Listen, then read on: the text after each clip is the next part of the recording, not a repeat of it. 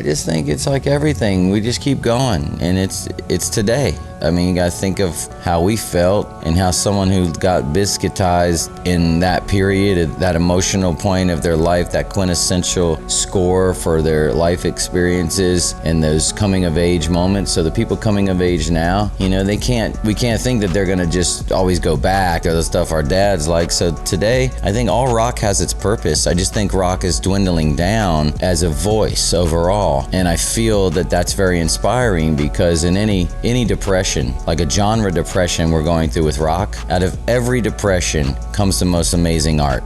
If you're young, you've probably heard the music. If you're a parent, your kids may be fans. We're talking about Limp Bizkit, a band born right here in Jacksonville. In 1988, at the age of just 18 years old, a young hip-hop fan from the southeast region of the United States decided he wanted to join the US Navy. He only spent a short time serving his country. He decided to leave the Navy to pursue his rap career. Although he was born in Jacksonville, Florida, his family moved to Gastonia, North Carolina, when he was just 1.5 years old. Frederick Allen Mayne III was born in 1970, but is now commonly known as Fred Durst. At the age of 12 years old, he developed a taste for hip-hop, breakdancing, and rap, whilst holding the dream of one day becoming a breakdancer himself. His early years, however, would see him at a complete loss. By the time he was 23, he had already notched up a failed marriage, left the Navy with no real career prospects, and also had a baby daughter that he couldn't support without a job. He was at least high school educated. Durst would turn to his stepfather Bill for a job. Bill was a retired cop who was running a landscaping business in Jacksonville, Florida, where Fred had returned to live after his brief stint in the US Navy. Not satisfied with cutting grass in the scorching sun as a foreman, he would soon find part-time work in a local surf shop before deciding he wanted to become a tattoo artist. For both creator and collector, the making and wearing of tattoos is a form of self-expression, where the human body becomes the artist's canvas.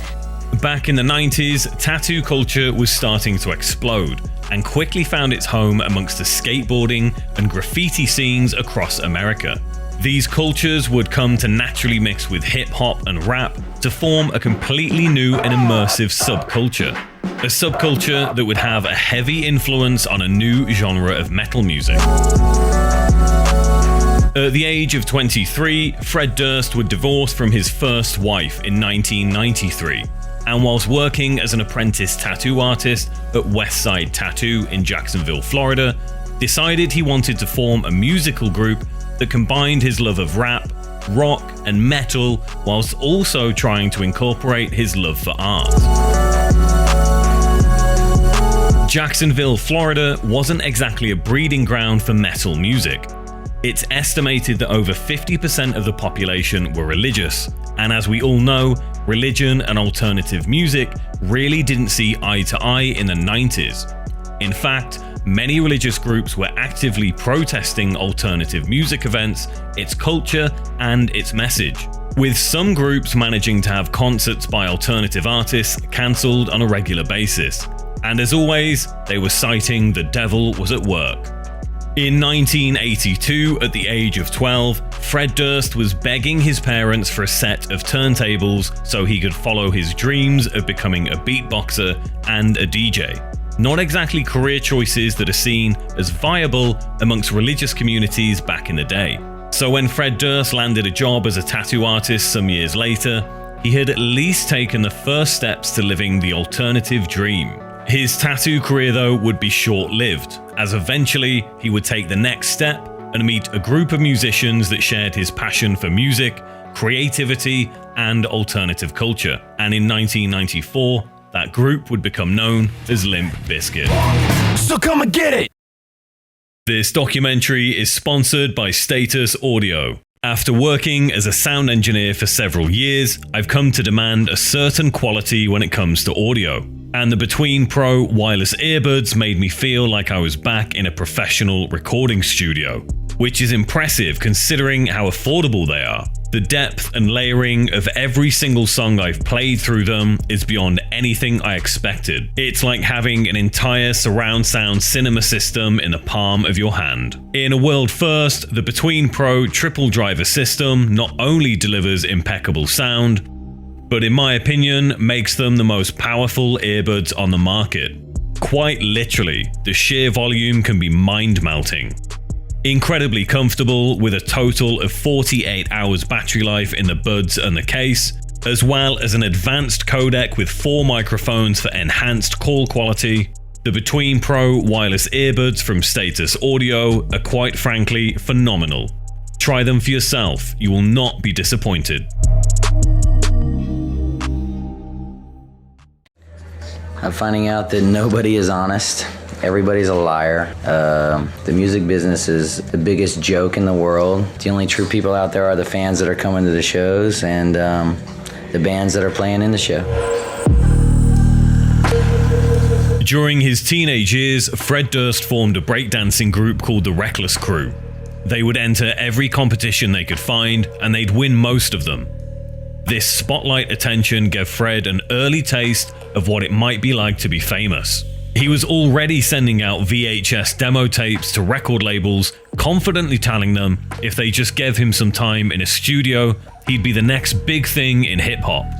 Put us in the studio, let us go crazy. We know the new thing, we know what people want to hear. We got ideas in our head that would devastate what's hip-hop today. However, he was heavily influenced by rock from an early age and was a huge fan of Kiss when he was a kid. And it wouldn't be long before he would look to form his own musical outfit. First time I ever made music was picking up my mother's acoustic guitar and taking one finger and just running it back and forth to the notes that I thought went together, copying like Elvis songs and things like that. And then in 1982, I was a breakdancer and I loved hip hop, and I begged my parents for 2 turntables and a mixer. He would first try his luck with a few local bands, Split 26 and Malachi Sage, as well as starting his own band, 10 Foot Shindig, none of which amounted to anything short of playing a few local shows in the Jacksonville area. Durst knew exactly the type of group he wanted to form next. He already had the concept in his head, which was to try and combine as many styles and genres as possible into one band. He would team up with Sam Rivers, the bass player for Malachi Sage, Sam's cousin John Otto on drums, and Rob Waters, a local guitar player Fred met at a show one night. This would become the first version of Limp Bizkit, but it wouldn't last long, as Fred was on a mission to find a very specific set of people to help him carry out his vision for a one-of-a-kind rap metal supergroup. By the time Wes Borland entered the picture, the original guitar player Rob Waters was already long gone. For me, the beats were always better in hip-hop. For me, the sound of rock was like the heaviness was always something that hip-hop lacked to me. I could appreciate both. Wes Borland and Fred Durst would essentially become the essence of Limp Bizkit. Fred was raised in a relatively religious community, and Wes was raised in a conservative Christian household, with his father being a minister. Wes would be first influenced by David Bowie before moving on to punk bands such as the Misfits and Subhumans, then going on to exploring Metallica, Testament, and Megadeth. He even went as far as to venture into the world of Morbid Angel, Death, and Primus.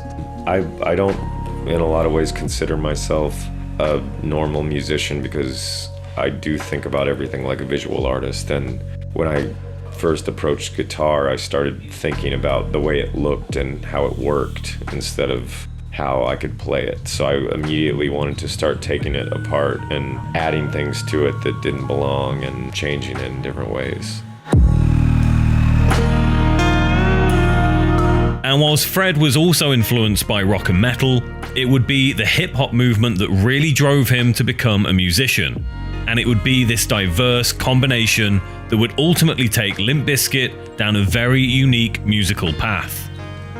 Whilst Fred was trying to become a hip-hop star, at the age of 16, Wes and his brother were simply experimenting with music whilst also trying to make their own alcohol, using a recipe taken from the Anarchist Cookbook. A book published in 1971 by William Powell that showed you how to make all sorts of legal and illegal things in your home, including LSD and explosives. Borland and his brother started a musical project called Goat Slayer. The idea behind it was to basically get as jacked up as possible on homemade alcohol and cheap weed in order to try and make hilarious records.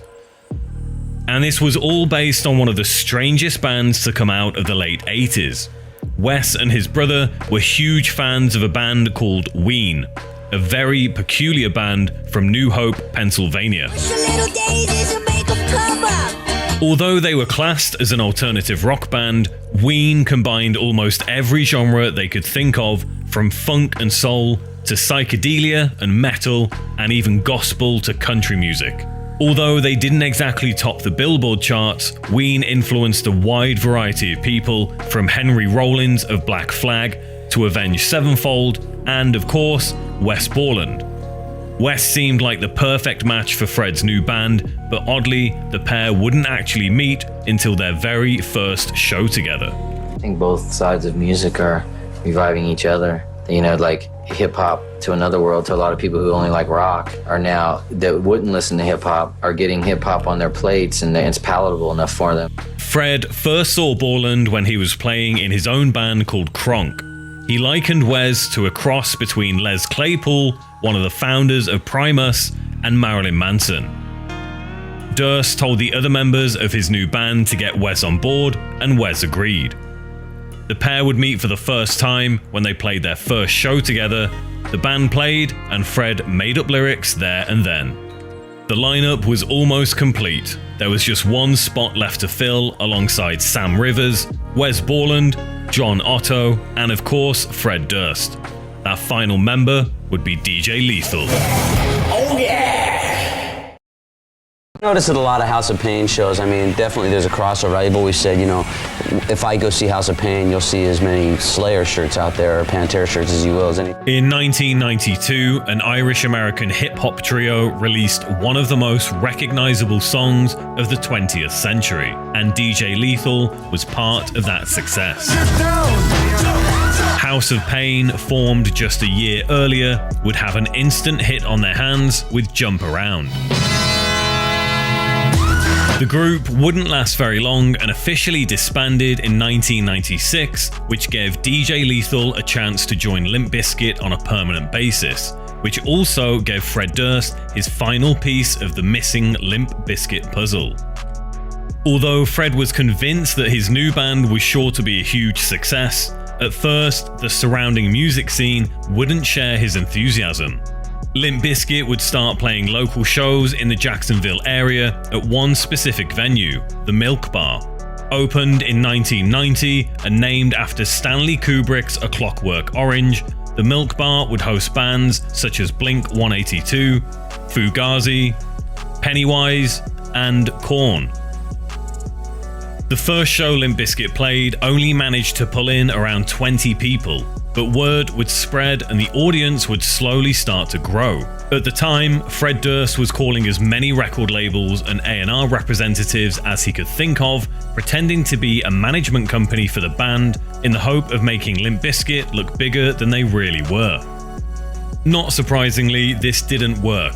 Most independent and major labels in the mid-90s were interested in the grunge movement, and they were all looking to sign the next Nirvana. The Seattle sound was still the hot tip on everyone's lips.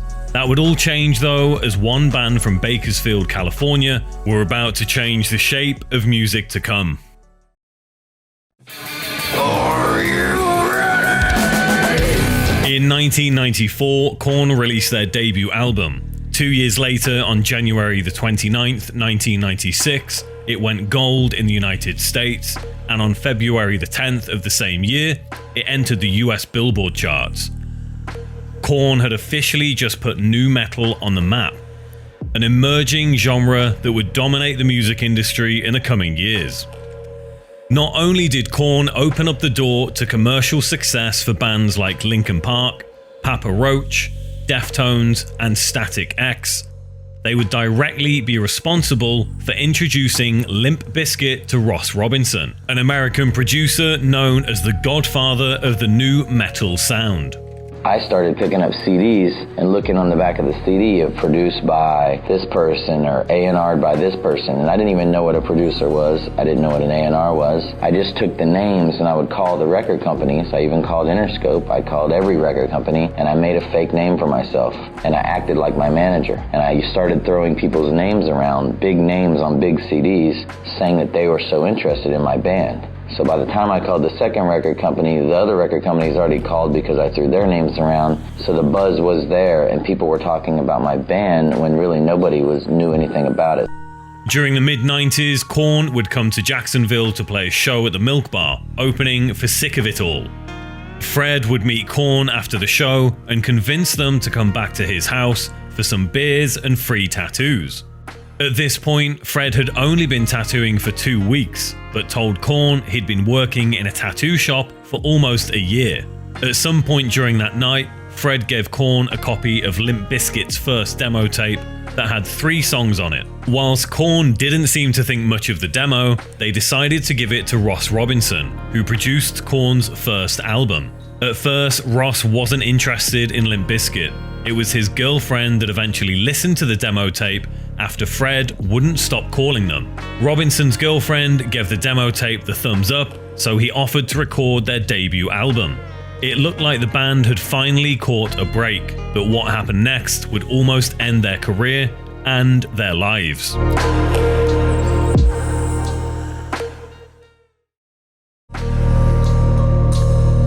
Trouble had already started brewing in the Limp Bizkit camp. Before the band went to record their first album with Ross Robinson, Wes Borland decided to leave the band after a dispute with Fred Durst. This would be the least of their problems though. The rest of Limp Bizkit set out in their van on a journey to Indigo Ranch Studios in Malibu, California to record their debut record with Robinson. Shortly into the early hours of the morning, driving along Interstate 10 going through Texas, the van would violently flip several times after the driver fell asleep. They were all badly beaten up, and a friend of the band was thrown out of the window and even broke his back. This should have been the end of the road for Limp Bizkit, but Fred Durst saw this as a sign.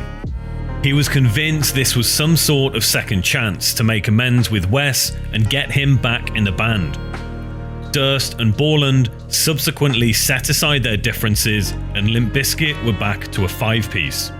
Fred Durst was sure that he was onto something big, and whilst he didn't exactly know what the future had in store for Limp Bizkit, one thing was certain: they all had faith. I mean, you'll never find anything like that on a Warped Tour and Ozfest. This is just like over the top.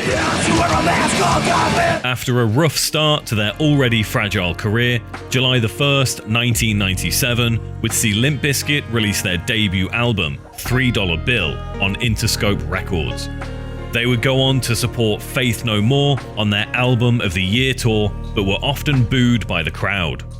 In August of the same year, they released Counterfeit as a single with an accompanying music video that would enter into rotation on the Box and MTV2. In the late 90s, MTV2 was becoming the home of alternative music, which was around the same time the ever-growing PlayStation 1 was becoming a huge hit with teenagers across America.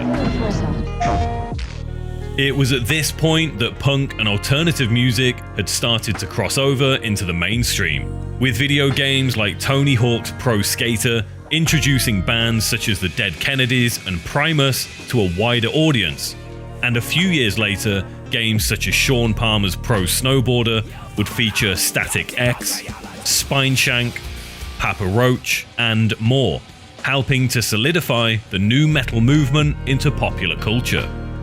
And whilst the new millennium would see Limp Bizkit become global nu metal stars, they still had to lay their foundations during the late 90s. So Fred Durst and Interscope Records decided to try a few underhanded marketing tactics to give the band a push. One such tactic that received backlash and a great deal of criticism was when Interscope Records paid a radio station $5,000 to guarantee round-the-clock airplay for the single Counterfeit. The media had a field day, and even MTV felt the story was worth covering. Whilst this may have seemed like a bad publicity stunt, it worked. It brought more attention to the band, and as we've all seen before with artists like Marilyn Manson, negative press can often lead to the artist simply growing a bigger fan base because of the attention. It would be Limp Bizkit's early friendship with Korn that would drown out the pollution of the media when they were offered to join the Family Values Tour in 1998, a festival created and headlined by Korn that also featured Rammstein and Ice Cube. And just a few months earlier, Limp Bizkit had officially entered the Billboard 200 chart in the US. Despite the rapid rise in attention, they had quickly become a band everybody wanted to hate, which did nothing more than have the Limp Bizkit name spread like wildfire through the alternative metal scene. The late 90s would also see Limp Bizkit release a cover of George Michael's Faith, which not only resulted in heavy rotation for their music video on MTV, but also became one of the most requested songs on Total Request Live, a show that had teenagers across America glued to their television sets. It looked like commercial success was just around the corner for the eager musicians from Jacksonville, Florida. All they had to do was keep on rolling.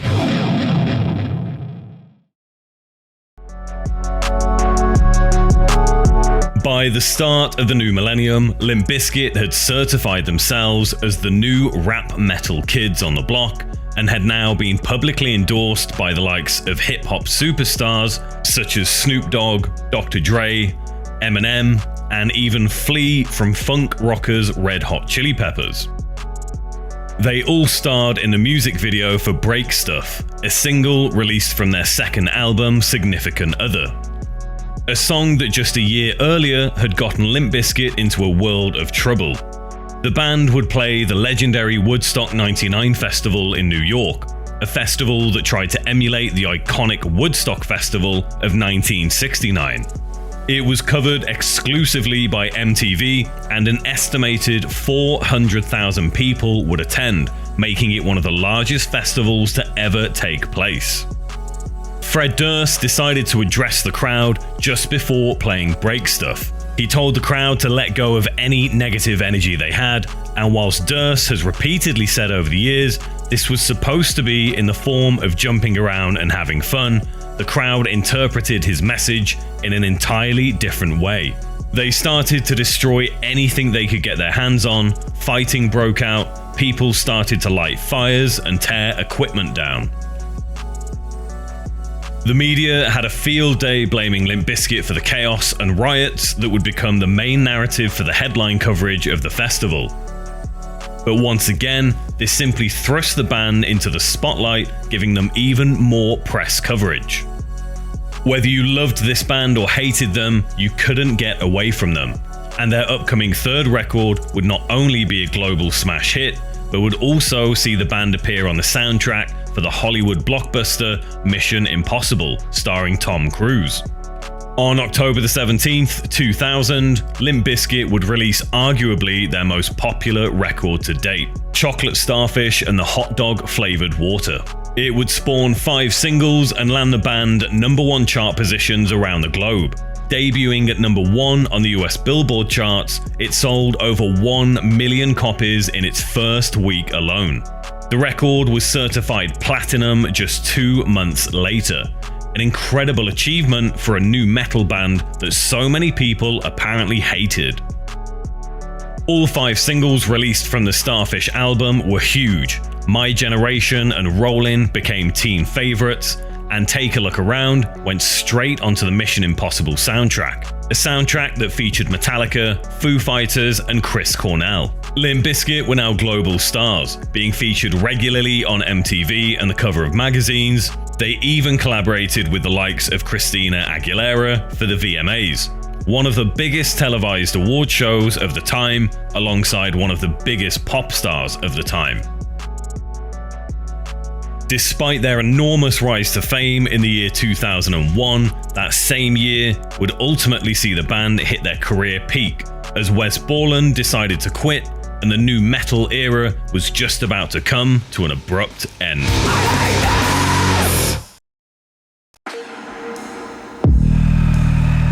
2003 was the beginning of the end for Limp Bizkit and nu metal. They released their fourth studio album, Results May Vary, without Wes Borland, and the title of the record was pretty accurate. It only sold 325,000 copies in its first week, nowhere near the 1 million copies Chocolate Starfish shifted when it debuted in the year 2000. Korn also took a huge hit in record sales in the same year after selling just 179,000 copies of their sixth record, Take a Look in the Mirror.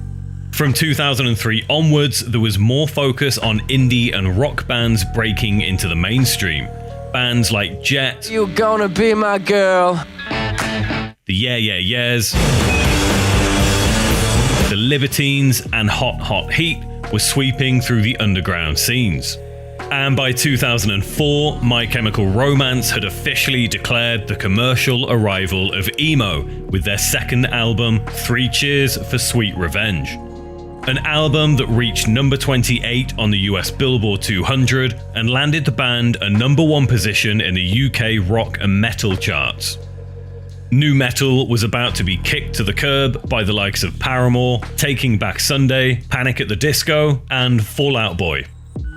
Music fans didn't want to break stuff anymore. They wanted to cry about life and fall in love. Fred Durst and his red cap were simply no longer invited to the party, and Limp Bizkit faded into the background.